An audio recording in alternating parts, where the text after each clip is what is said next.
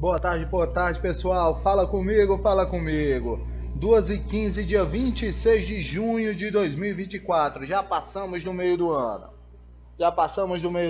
Futebol europeu começando a terminar a Eurocopa. Hoje, último dia de rodada. Último dia de rodada da Eurocopa. Colocando as classificações. Nosso Brasil também estreou na segunda-feira. Meu Deus, que estreia ridícula. Mas isso é tudo de se esperar. Nas seleções ultimamente vendo, não tem uma grande seleção que diga-se hoje, poxa, que futebol sendo colocado. Algumas seleções passando aí com 6 pontos, outras passando no empate e coisas do tipo. Ontem assisti o jogo da Inglaterra, que jogo ruim.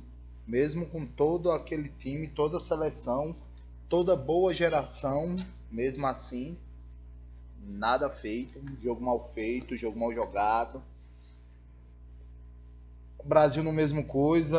O meu ponto que eu coloco a apertar é a falta de um meio de ligação naquele Brasil. Lucas Paquetá não é meio de ligação, João Gomes não é meio de ligação.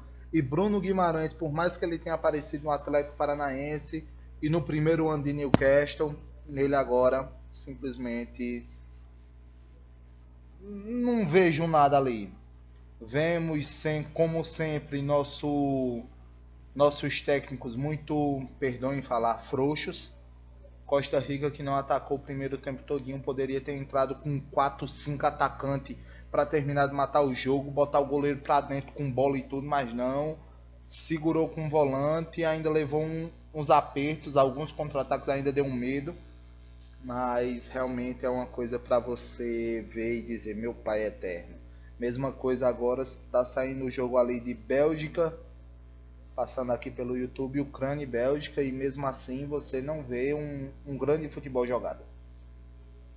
Então, quando a gente vai para o Campeonato Brasileiro, quando a gente vai para a nossa própria seleção, a gente percebe que a diferença não é tão grande. Realmente as seleções ultimamente andam muito ruim. Talvez o clube tenha dinheiro para comprar o que tem de melhor em cada time, em cada país e formar um belo compilado de jogadores, mas as seleções nacionais não tem uma hoje que você diga, poxa, que seleção, vou hoje tirar o dia para jogar, para assistir aquela seleção jogar. Até a própria seleção da Argentina ontem mesmo assistindo o jogo contra o Chile, é um jogo estranho. Não tem uma jogada, não tem um drible, não tem um toque, não tem uma jogada ensaiada. É complicado, mas vamos falar do que a gente está olhando, do que a gente está colocando e falando sobre as reações da 11ª rodada. 11ª rodada que veio com algumas zebras que impressionaram. Começando, o primeiro jogo do dia foi Criciúma e Botafogo, e daí veio a primeira zebra, porque o Criciúma conseguiu essa vitória, o que eu não esperava. Mas podemos colocar nesse ponto o resultado do Criciúma contra o Botafogo, um contra o outro, jogando lá no Heriberto Hilsen. Então, logo no começo foi logo um head. Eu odeio quando acontece logo o primeiro head no primeiro jogo, que não dá tempo nem de eu me iludir. E é bom quando você está assistindo o jogo e sabendo que aquele resultado está batendo, que você continua com aquela ânsia, aquela vontade daquele resultado bater mais. O Criciúma ganhando, então, matou. Essa vitória do Criciúma logo no primeiro jogo matou em todo o palpite que eu tinha colocado. Então ela matou todos os pulos que eu tinha. No segundo jogo vem Grêmio e Internacional. Como eu disse, era um jogo muito pesado, o Grêmio está passando por uma péssima fase. Coloquei que a vitória do Internacional vinha e realmente a vitória veio. 1-0 fora de casa, foi muito bom, dando uma sequência de 10 jogos, se eu não me engano, em vitórias no Grenal para o Inter, se eu não me engano, não dou certeza. Cuiabá e Atlético Goianiense foi um empate, e realmente o empate cravou. Esse foi bastante cravado. Eu fiquei num grande medo, mas os dois vinham numa melhor, numa consolidação, não seria nenhum dos dois times que iriam atacar completamente, e aquele empate tinha muita sorte de sair, então ele saiu. No pule que eu fiz apenas empate, bateu ele, então foi um troquinho legal. Porque como o empate é uma odd que pouca pessoa joga, então ele sempre tem uma odd acima de R$ 2. 2, 2,5, 2,10, se eu não me engano, esse estava 2,35. O outro jogo, que esse realmente foi a surpresa, foi a goleada do Vasco em cima do São Paulo em São Januário. Esse jogo eu assisti. Esse jogo eu tava ali esperando para assistir, se eu não me engano, no começo da Copa América, que foi no final de semana. E terminou. Foi um dia que teve muito jogo. Foi um sábado, então teve jogo 10 da manhã, 10 da manhã, 1 da tarde, 4, aí depois 7, 8, 9. Teve um monte de jogo.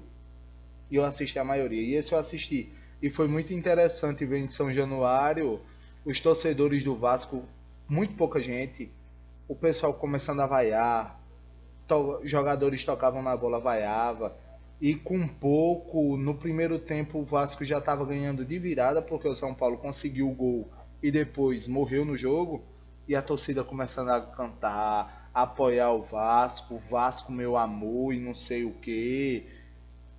Foi muito interessante. E o Vasco, querendo ou não, jogando ali como se ele estivesse jogando uma final de campeonato. Porque às vezes é o que eu acho interessante, o time não tem essa mobilização todo santo jogo. E isso é muito ruim, porque a diferença que tem nos jogos brasileiros para os jogos europeus. A mobilização existe em todo jogo europeu. É tanto que você não vê um time, um exemplo, Real Madrid, soltar do osso nem da La Liga, nem da Copa do Rei, nem da Champions. Ele vai sempre para ser campeão. Até o Girona, que foi um time que apareceu muito bem nessa última La Liga, ele liderou muito tempo. E só foi quando o negócio começou a não ter mais elenco para continuar batendo. Certo? Então isso faz falta. E é isso que deu. O Vasco foi lá e acachapou o São Paulo 4-1. Zubeldia, que antigamente não sabia o que era perder, agora já está com 2 derrotas. Aí você começa a ver agora a mudança, porque já tem gente começando a falar que Zubeldia está inventando demais. É muito estranho o futebol brasileiro. Atlético Paranaense e Corinthians. Veja como é problemático. Atlético Paranaense e Corinthians. Dependendo do resultado que o Atlético Paranaense conseguisse e de como fosse o jogo, certo? O Atlético Paranaense iria fazer Antônio Oliveira, o técnico do Corinthians, ser demitido. Só que o Corinthians não jogou bem, porque não tem como jogar bem, porque não tem peças. É um time capenga, é um time que só joga do lado de Wesley. Para ele jogar do lado direito, só se Fagner estiver em campo. Fagner não está em campo, está machucado, então ele só joga do lado esquerdo. É só lado esquerdo, é só lado esquerdo, é só lado esquerdo. É bola em Wesley, tira aí um lance do meio do... Ou então, bola no garro para ele tentar um lançamento e tudo mais. Não dá. E aí você vai, e aí no último lance do jogo, pelo segundo ou terceiro jogo consecutivo que o Atlético Paranaense está ganhando, chega nos minutos de acréscimo, chute, bola na trave, Kaká, lei do ex, cabeçada, gol, o Corinthians empata. Segundo disse Petralha, presidente do Atlético Paranaense, aí Cuca foi lá e deu um piti em campo e pediu para sair. Como tem condição um negócio desse? O Atlético Paranaense é 5º colocado, minha gente. O que é que está acontecendo? O que é isso? Antônio Oliveira, eu não vi em nenhum momento elenco dizendo que o técnico não presta. Eu não vejo em nenhum momento o presidente dizendo que não presta. Muitas coisas que aparecem é que parece que o time do Corinthians não tem treinamento. Isso eu já escutei umas 2, 3 vezes assistindo programas esportivos. Mas é o caso. E vai trazer quem? Certo, Antônio Oliveira vai embora. Vem quem? Vem Cuca? Cuca abandonou a gente no ano passado. Abandonou. Porque ali o presidente tinha comprado a briga dele e ele não quis ficar. Então ele abandonou. Para vir Mano Menezes. Certo? Vai vir quem? Fernando Diniz?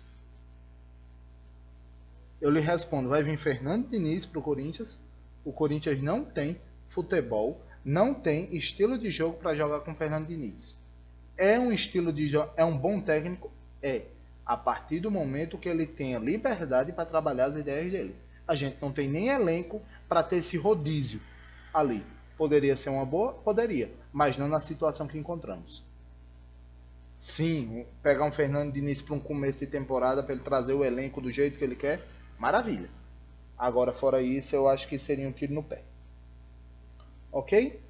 Então, o próximo jogo vem a ser, aí foi mais um green. Bahia e Cruzeiro foi goleada, se eu não me engano, do Bahia de 4-1.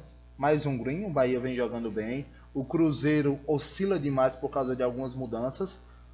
A mesma coisa, Cruzeiro com o técnico Seabra, hoje estava sendo ventilado que Cuca poderia ir para o Cruzeiro. Minha gente, o Cruzeiro na última rodada estava em 13º. Não, minto, em sexto. E estão ventilando o técnico. Não existe essa especulação. Tira totalmente a confiança que você tem. É a mesma coisa, por exemplo, de você não ter uma conta e o povo está dizendo que você deve. Não existe. Aí o próximo jogo, Fluminense e Flamengo, era um dos resultados mais prováveis para afinal o Fluminense último e o Flamengo em primeiro, mas mesmo assim o gol só saiu a partir de uma cobrança de pênaltis, então uma dupla fora, o Green, ali do Flamengo. Atlético Mineiro e Fortaleza veio um empate, 1-1, novamente um Green. Diego Milito começa a tropeçar, tá sofrendo e não tá sabendo encontrar opções para aquele time do Atlético Mineiro, ou seja, a dificuldade. Às vezes você tem um bom time, mas você não tem um bom elenco. Por quê? Porque quando as peças de reposição entram, não entra com a mesma qualidade. É a mesma coisa, você troca Hulk por quem?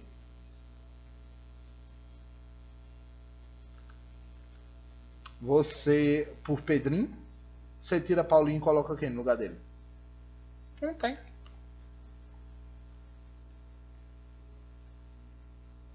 Palmeiras e Juventude, lá vem o Palmeiras novamente, 5 vitórias em seguida, brigando ali na vice-liderança do Campeonato Brasileiro, mais uma vitória em cima do Juventude, apesar de levar alguns sustos, mas a vitória veio, e já começa a dar aquela desvencilhada, ou seja, é o tempo que a Abel Ferreira vai aproveitar para utilizar, fazer rodagem, porque só chega as peças dele a partir do mês que vem, em agosto também, se eu não me engano. E aí ele começa a organizar porque vem a parte mais importante da temporada, que é a parte do mata-mata das Copas.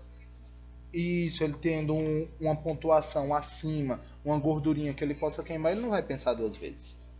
E como último jogo da rodada, Bragantino e Vitória. Vitória vinha tentando se organizar por ali, mas infelizmente levou a derrota do Bragantino. Mais um green. Então, em 10 jogos foram 8 greens, 2 reds, tá certo? Os palpites aqui para a próxima rodada, que começa hoje às 7 horas, já estão aqui feitas. Eu já vou, se Deus quiser, organizar, editar esse vídeo agora, que vai estar editado quando vocês terminarem de ver, para poder mandar já meus palpites da rodada que já começa hoje. Tá bom, pessoal? Muito obrigado, falou e até daqui a pouco!